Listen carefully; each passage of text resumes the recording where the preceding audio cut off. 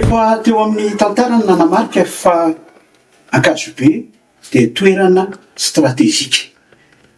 Teto no lalana vavahady idirana Analamanga ary mbola eto dia vavahady idirana Analamanga Malalaka ankehitriny.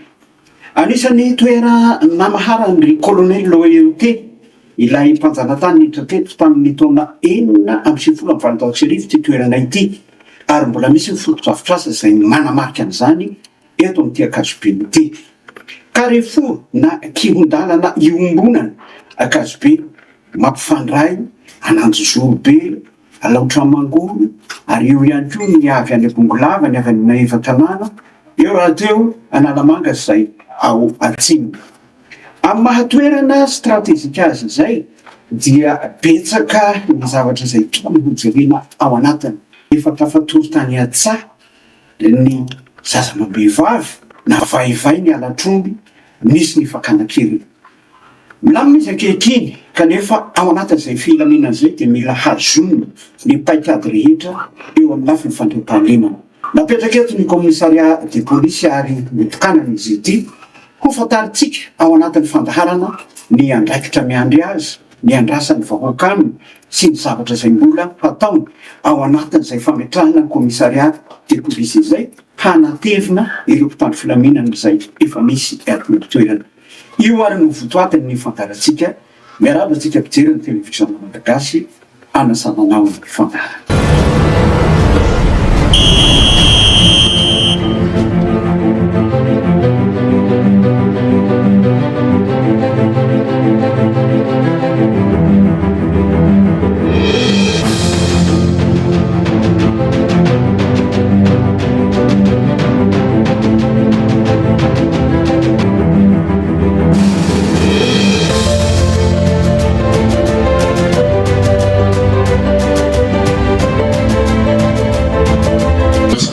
Sendra ny fananganana izao commissariat ny polisy eto Ankazobe izao.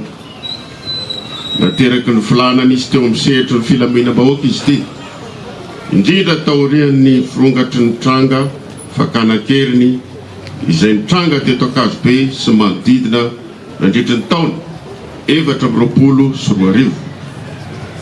Ireo tranga ireo dia niteraka tebiteby teo amin'ny ponina ary nanamafy ny filana fanamafisana ny fisiny mpitandro filaminana eto toerana. Nandray andraikitra ny fitondram-panjakana amin'ny fanamafisana ny fitaovana sy ny rafitra enti-miaro ny vahoaka. Anisan'ny vokatra izany izao fananganana ny commissariat eto Ankazobe izao.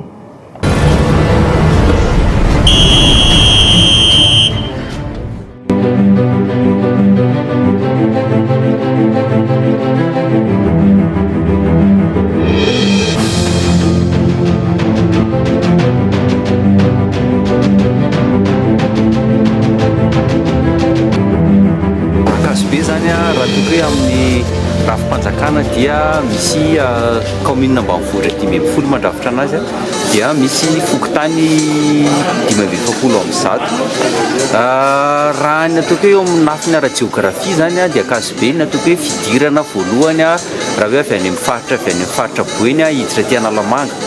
Ankazobe dia azo lazaina tena tany midadasika satria raha maridrefo ny jerena dia mahatratra eo amin'ny 3,707 km/h eo ny angezan'ny district Ankazobe. Izy zany dia tena district angeza satria raha zaho maridrefo zany jerena dia azo lazaina hoe ray apatelo ny faritra Analamanga zany dia Ankazobe no mandrafitra anazy. Raha ny tantara dia nanomboka tamin'ny volana Novambra 1970 no tonga teto voalohany ny vazaha izay tamin'izany fotoana zany tarihan'ny colonel Gonard. Avy eo moa zany taoriana kelin'izay mambolana vitsay dia nidimbiasa ny colonel Léoté zany hoe efa tamin'ny andro nidiran'ny mpanjanaka zany tamin'izany fotoana zany dia efa mipetraka teto Ankazobe ny mpanjanaka satria raha ny tantara ny jerena dia avy any amin'ny faritra Boeny zareo niditra dia teto izy zany tena nipetraka teto ataoko hoe teto izy zany no mipetraka voalohany.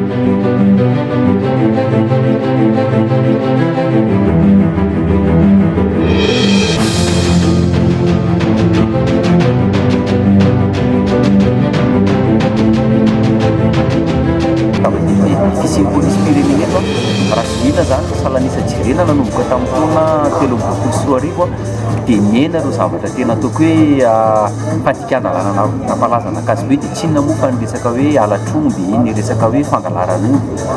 Io zavatra io nefa raha tena tiantsika hoe maharitra izy io dia misy paikady vaovao ary ataoko hoe fisian'ny polisy-pirenena zany dia manampy amin'ny fanatanterahana an'ilay paikady vaovao satria raha antsika malala moa fa ny ataoko hoe ny politika stratégique amin'ny polisy-pirenena raha azo tenenina dia ny resaka ataoko hoe fidinana kianja na antsoina amin'ny teny vahiny hoe visibilité ary le resaka visibilité io zany dia azo lazaina hoe atao hoe azafady amin'ny fampiasana teny frantsay hoe action dissuasive.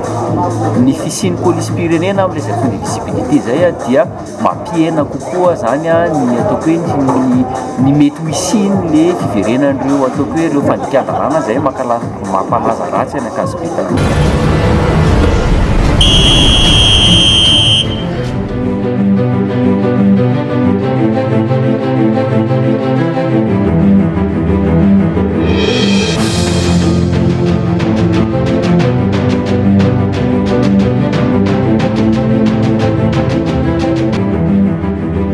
Manatony izay vahoaka ary mangataka moa ny filaminana satria ny raha mahalala ty faritra Akazobe ty fa tonga amin'ilay fitenenana hoe zonina rosy na faritra mena.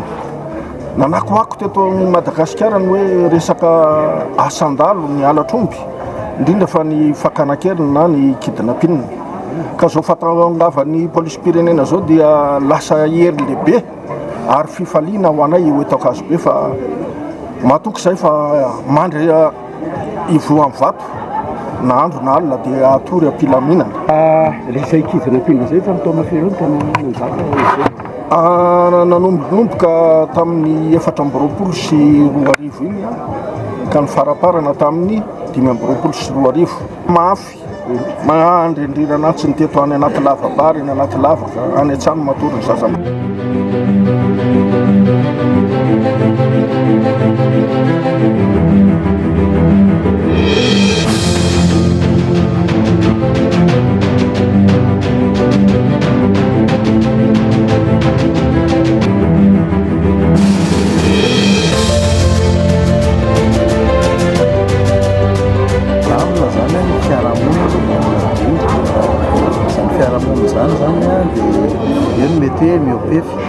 Mino koa fa ampianatra koa izy ireo aloha milohan'ny zavatra rehetra anorotoro marina fa nisy teo ny ireo mpitandro filaminana izay fa nisy tetỳ toerana zany dia teo ny gendarmerie ny tafika nanao ny asany izy amin'ireny asan-dahalo sy ny mamavaita ty amin'ny distrikana Akazobe ireny.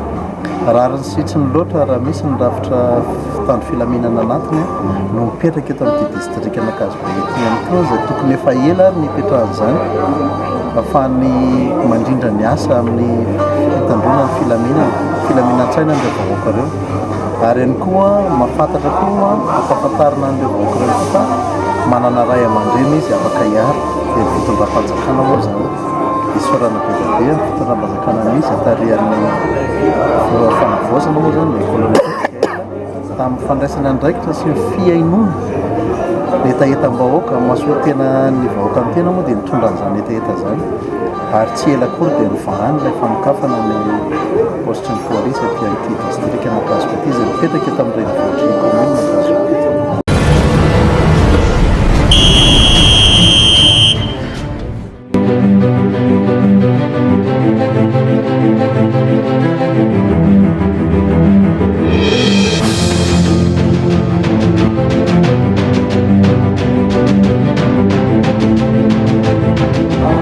Zavatra ataovan'ireo raharaha voalohany dia ny fametrahana ny autorité policière eto amin'ny ville Akazobe sy ny manodidina. Izay aloha zany eo zany ny fanaovana ny visite de courtoisie amin'ny SDD rehetrarehetra, eo ny fanaovana ny police de proximité, eo ny fampahafantarana ny vahoaka hoe misy polisy miasa eto amin'ny distrikana Akazobe, andamina ny filaminana rehetrarehetra amin'ny endriny maro samihafa eto amin'ny distrikana Akazobe. ankehitriny raha ny contexte actuel misy a dia any renivohitra no tatoato no mafimafy kely ny resaka alatra olona enlèvement de personne. Fa ny taloha 2 ans passé 3 ans passé teto amin'ny district an'Ankazobe nafahapahana be mihitsy ny kidnapping teto fa efa eto zany raha ny fahalalako anazy amin'ny resaka renseignement dia ohatrany efa lefilefy zany izy teto tatoato teto amin'ny district an'Ankazobe. Dia eto moa zany dia vonona ny tena zany ametraka ny filaminana sy ny fantaminana rehetrarehetra amin'ny resaka sécurité publique amin'ny ankapobeny eto amin'ny district an'Ankazobe amin'ny resaka fanenjehana fampiarana ny lalàna amin'izay fandikan-dalàna amin'ny lafiny rehetrarehetra na kidnapping na alatromby io na resaka alajaza sy ny famonoan'olona rehetrarehetra dia vonona ny hiatrika an'izay sy hisoroka an'izay.